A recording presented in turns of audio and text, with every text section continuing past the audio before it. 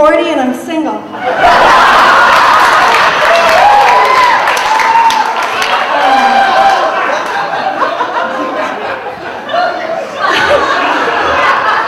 My office is dog friendly. I haven't always been single. I was with my last boyfriend for 7 years. He was with me for 2. But I'm fine single. I don't need anybody.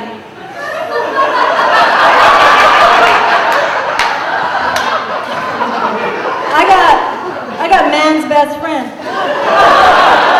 No, really, this is his dog.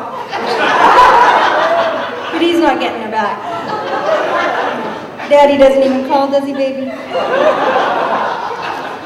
Dogs. Dogs run in my family. My mother married a dog. On Sundays, my dad would ride a lawnmower in a tennis hat, tennis sneakers, and a Speedo. A Union Jack Speedo.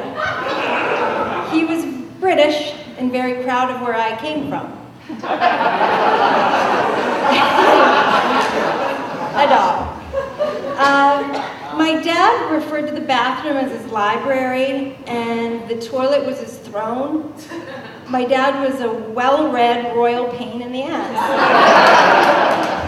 My mom's an open pooper. You need your hairbrush, just go right in because the door's open.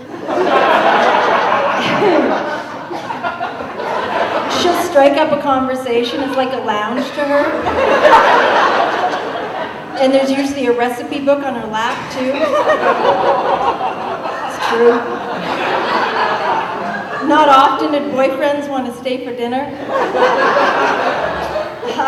Thanks to my parents, I have to read to poop. And when company come over and there's a magazine beside the toilet, I'm embarrassed because it's evidence I pooped. Emma here, she's an open pooper too. But I spoil her. To pick it up, I use gift bags.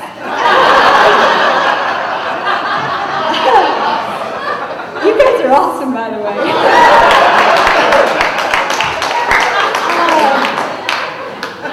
Pooping.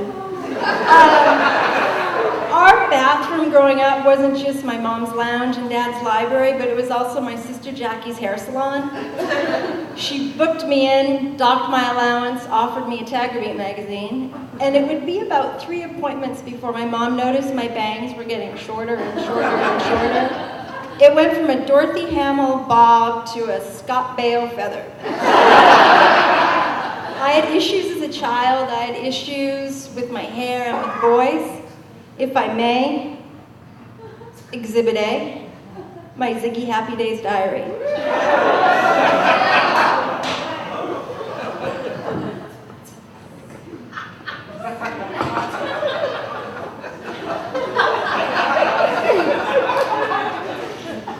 January 29th, 1982. I'm 13.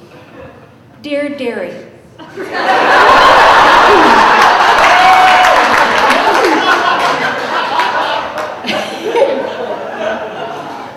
We went skiing. Mike and I necked. He tried to go down my snow pants. I wrote it. October 28th. Dear Derry. I've now decided that I just like Cody as a friend, and I now love Kevin. My perm came out today.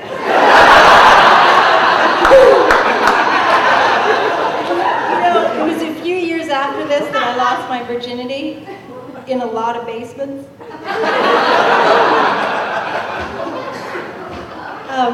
I was married, though. I was married in my 20s for a bit. He wasn't home enough, though. He was a golf pro. He was always at the golf course, driving a beer cart girl.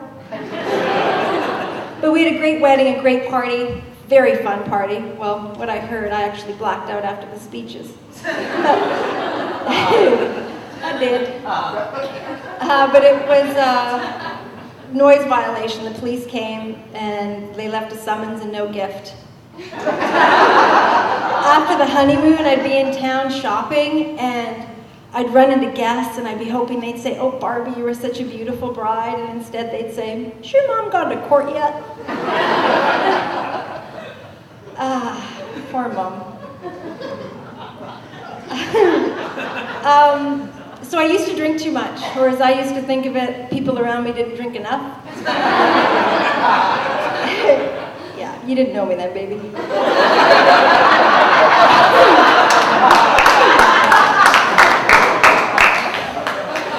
I did stupid things like got married. It was like clockwork. I'd tell my favorite joke, sure to offend many in a room. I'd make out with a man or a woman, it didn't matter. I would cry because my dad's dead. And then I would take the lampshade off my head, flash my tits, and make an exit. But a lot of times that exit was made for me. A lot. So I lived with a boxer for a little while. He referred to lovemaking as giving a pounding.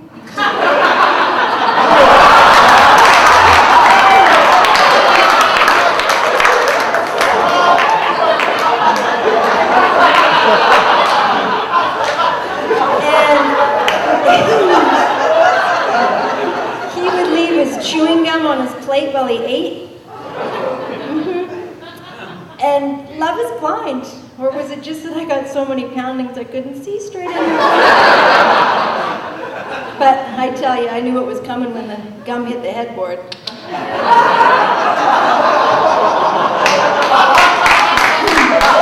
So I met that one online, and my handle was online with a glass of wine. It was really a box of wine, but that wasn't so sexy. But we broke up. We broke up because I found out that he had continued online dating. And so I said, unacceptable. And he said, come on, it's not like I'm surfing porn. I said, porn I'm okay with. You're not meeting the Swedish twins for a cup of coffee. Emma here, her ex, he was a boxer too.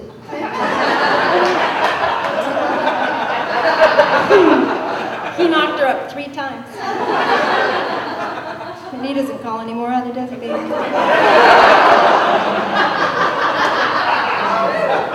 That's enough poundings. So,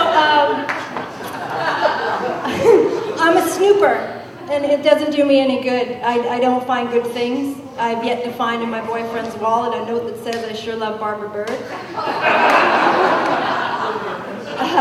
When I babysat as a kid, I was terrible about it. I remember finding my school picture in Mr. Smith's nightstand. And actually that time it did say, "I sure love Barbie Bird." Yeah, that drive home was awkward.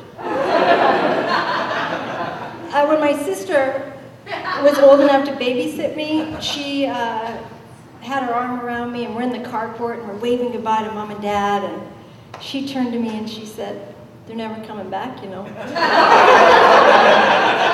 True. But really, how far can a man in a Speedo driving a lawnmower really go? So I was super busy as a kid, super busy changing my room around. And I had a waterbed, so it drove my mother mad. I would take the hose from the lawn, hook it up to the bed, head back out, and start sucking. And it would be at least a good 5 minutes before I'd really get the flow going.